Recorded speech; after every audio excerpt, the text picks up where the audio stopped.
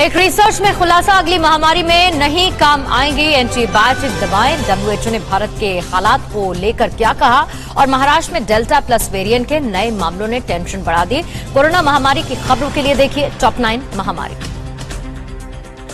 एक नई रिसर्च से खुलासा हुआ है कि अगली महामारी में एंटीबायोटिक दवाएं काम नहीं आ पाएंगी। रिसर्च के मुताबिक विश्व में अगली महामारी ऐसी आएगी जिस पर antibiotic, anti microbial, anti bacterial दवाओं का असर नहीं होगा। ऐसी दवाएं हर साल दुनिया में करोड़ों लोगों की जान बचाती है।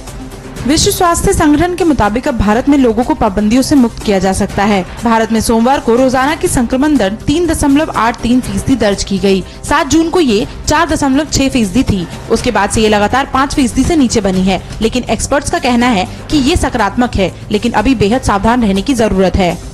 महाराष्ट्र में कोविड-19 के डेल्टा प्लस वेरिएंट ने परेशानी बढ़ा दी है। राज्य के स्वास्थ्य मंत्री राजेश टोपे के मुताबिक 21 लोगों में डेल्टा प्लस वेरिएंट की पुष्टि हुई है। डेल्टा वेरिएंट की पहचान सबसे पहले भारत में हुई थी।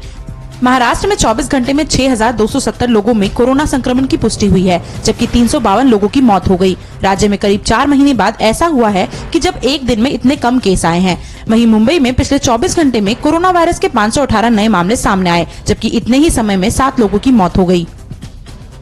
दक्षिण भारत में कोरोना संक्रमण के हालात अभी चिंताजनक बने हुए हैं। दक्षिण भारतीय राज्य केरल में 7,449 नए मामले सामने आए, जबकि 94 लोगों की मौत हो गई। तमिलनाडु में 7,427 नए केस सामने आए और 189 लोगों की मौत हो गई। कर्नाटक में 4,867 मामले सामने आए और 142 लोगों की मौत हो गई। तीनों राज्यों में करीब 80 लाख लोगों को वैक्सीन की दोनों डोज लगाई जा चुकी है। पश्चिम बंगाल की मुख्यमंत्री ममता बनर्जी ने कहा है कि कोविड-19 से संक्रमितों के शव नदी के रास्ते यूपी से बंगाल पहुंच रहे हैं। इस वजह से नदी का पानी प्रदूषित हो रहा है। हम शवों को नदी से निकालकर उनका अंतिम संस्कार भी करवा रहे हैं। कोरोना वायरस की दूसरी लहर के दौरान कई जगहों पर ऐसे शव नदियों में बहते मिले। उत्तराखंड के आयुष और वन मंत्री डॉक्टर हरक सिंह रावत ने ऐलान किया है कि इमरजेंसी के समय आयुर्वेदिक डॉक्टर एलोपैथिक दवाई लिख सकेंगे। ये घोषणा मुख्यमंत्री तीरथ सिंह रावत के निर्देश पर की गई। इसके अलावा उन्होंने अंतर्राष्ट्रीय योग दिवस पर 4 धाम के रास्तों में बने KMVN और GMVN केंद्रों में योग केंद्र खोलने का ऐलान किया। पूरी दुनिया कोरोना महामारी से जूझ रही है, लेकिन चीन में डॉग मीट फेस्टिवल मनाया जा रहा है। 10 दिन में हजारों कुत्तों को मारकर खाया जाएगा। जानवरों पर बर्बरता के कारण वहां इसका भारी विरोध हो रहा है, लेकिन चीन इस सबसे बेपरवाह है। चीन पर ही दुनिया को कोरोना संकट में झोंकने का आरोप है।